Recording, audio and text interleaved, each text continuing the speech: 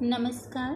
आपके अपने YouTube channel पर मैं वंदना आपका स्वागत करती हूँ। इस वीडियो में हम DLED सेकंड सेमेस्टर का जो है शिक्षा से संबंधित व्यक्तियों के मूल अधिकारों से संबंधित जो हैं उनका संवैधानिक और जो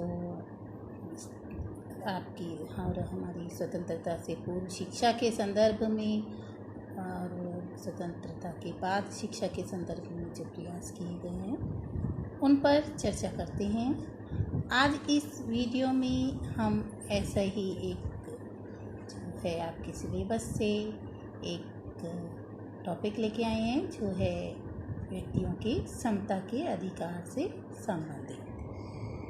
जो समता का अधिकार है हमारे संविधान में वर्णित, वो बताने से पहले मैं आपको संविधान के विषय में तो पिछले वीडियो में बता चुकी हूँ।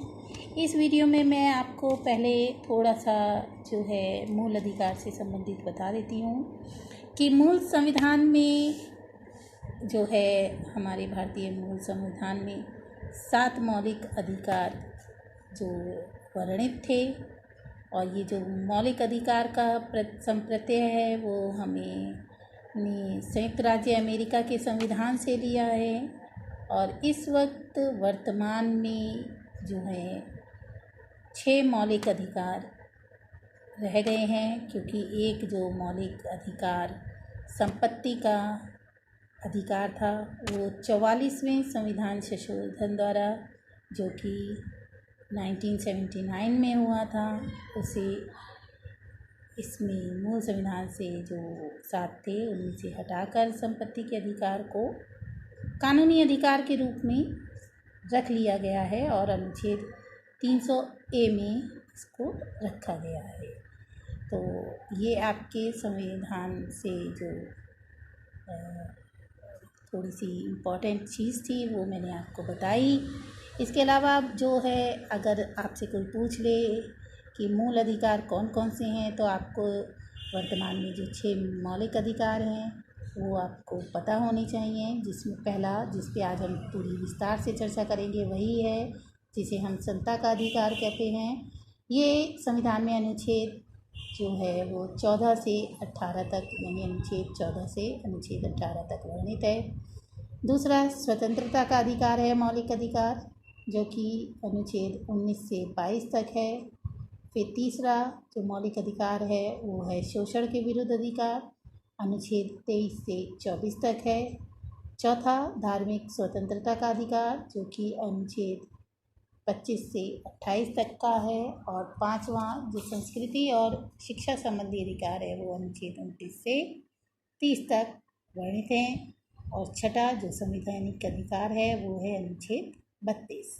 इन सभी में से कुछ ना कुछ चीज़ें जो हैं आपके इस पेपर से रिलेटेड होती हैं, क्योंकि बाल अधिकार अभी आप पढ़ेंगे, तो ये सारे संविधान के जो अनुच्छेद हैं आपको पता होने चाहिए। आज हम मौलिक अधिकार समता के अधिकार के बारे में चर्चा करेंगे विस्तार से। तो समता के अधिकार चूँकि मैं पहले इधर बता चुकी हूँ अनुच्छेद 14 से 18 तक है, तो अनुच्छेद 14 से 18 तक अनुच्छेद क्या क्या कहते हैं वो आपको पता होनी चाहिए। जो अनुच्छेद 14 है वो हमें बताता है कि विधि के समक्ष समता का या समानता का अधिकार। विधि के समक्ष समानता या समता का अधिकार के अंतर्गत ये बात है कि जो राज्य है वो सभी व्यक्तियों के लिए एक समान कानून बनाएगा तथा उन पर जो है एक समान ढंग से उन्हें लागू करेगा। यानी राज्य भारत के राज्य क्षेत्र में किसी भी व्यक्ति को विधि के समक्ष समता से जो है लागू करा जाएगा। शिक्षा के संबंध में भी ये बात लागू होती है कि विधि के समक्ष जो है सबको समानता मिले। अगला है अनुच्छेद 15।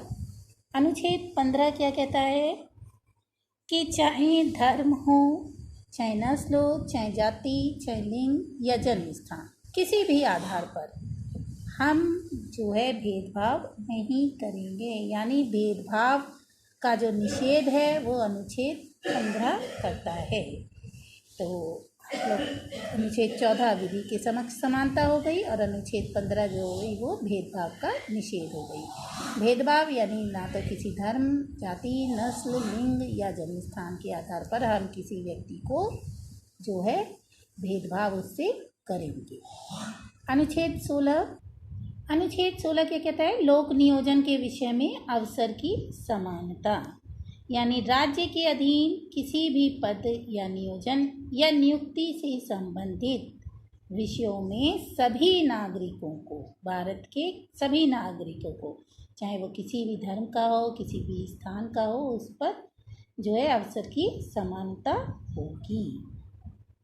और जो है इस अनुच्छेद में एक बात और कही गई है कि शिक्षा के संबंध में भी हम जो है कोई भेदभाव नहीं करेंगे।